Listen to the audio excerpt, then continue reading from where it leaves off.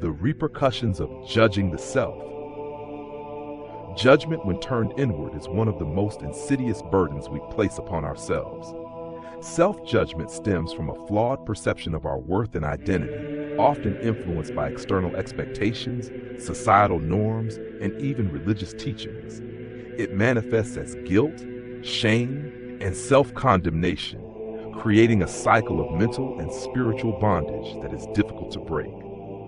To understand the repercussions of judging the self, we must explore its roots, its effects on our relationship with God and others, and the path to freedom that Jesus Christ offers.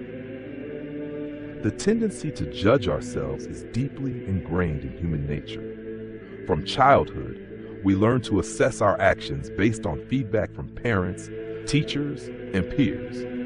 While this can promote growth and accountability, it often leads to feelings of inadequacy when we fall short of expectations. Religious teachings have also contributed to self-judgment. The Old Testament law, with its emphasis on sin and punishment, fosters an image of humanity as inherently flawed and unworthy. Rituals of atonement reinforce the idea that we must constantly work to appease God and earn His forgiveness.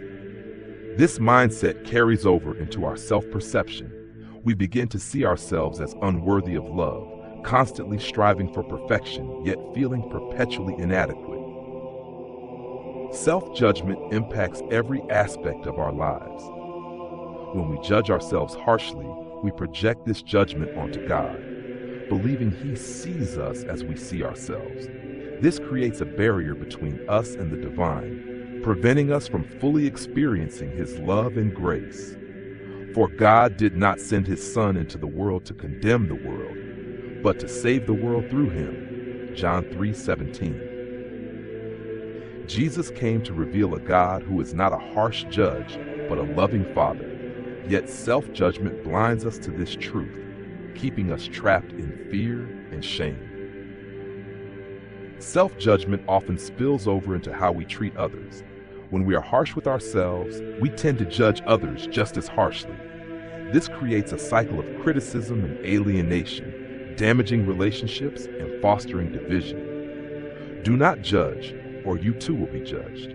For in the same way you judge others, you will be judged, and with the measure you use, it will be measured to you. Matthew 7:1-2. Jesus' warning about judgment applies not only to how we treat others, but also to how we treat ourselves. Self-judgment erodes our sense of peace. It fuels negative self-talk, perpetuates feelings of guilt and shame, and can lead to anxiety, depression, and a constant sense of unworthiness. There is no fear in love, but perfect love drives out fear, because fear has to do with punishment. 1 John 4:18. When we judge ourselves, we live in fear of failure, rejection, and even divine punishment. This fear robs us of the peace and joy that Jesus promised. Jesus offers a path to freedom from self-judgment. His teachings and examples show us how to break free from the cycle of condemnation and embrace a life of grace and self-acceptance. Jesus' ministry emphasized the inherent worth of every individual. Are not 2 sparrows sold for a penny? Yet not one of them will fall to the ground outside your Father's care. And even the very hairs of your head are all numbered. So don't be afraid. You are worth more than many sparrows. Matthew 10:29-31. If God values even the smallest creatures, how much more does He value you? Recognizing your worth in God's eyes is the first step toward breaking free from self-judgment. Jesus' sacrifice on the cross was the ultimate act of forgiveness. It declares that you are already forgiven and loved, regardless of your shortcomings. Therefore, there is now no condemnation for those who are in Christ Jesus. Romans 8:1. To accept this forgiveness is to release the burden of self-judgment and live in the freedom of God's grace.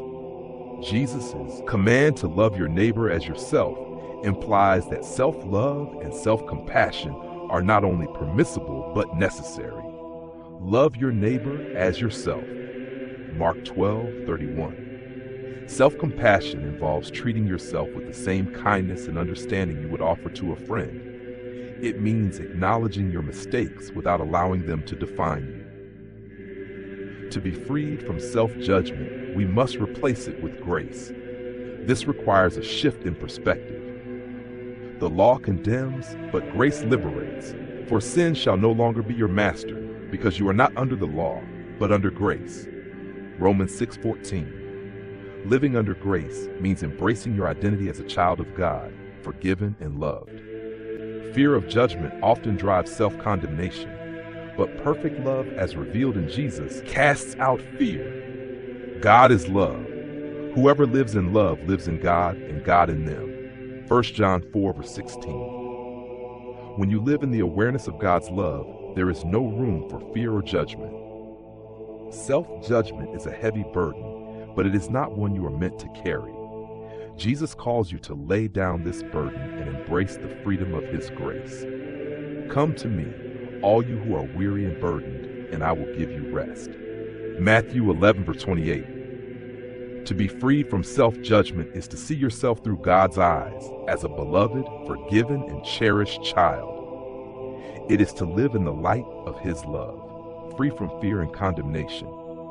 Accept this freedom, release the chains of self-judgment, and step to the abundant life that Jesus came to give you.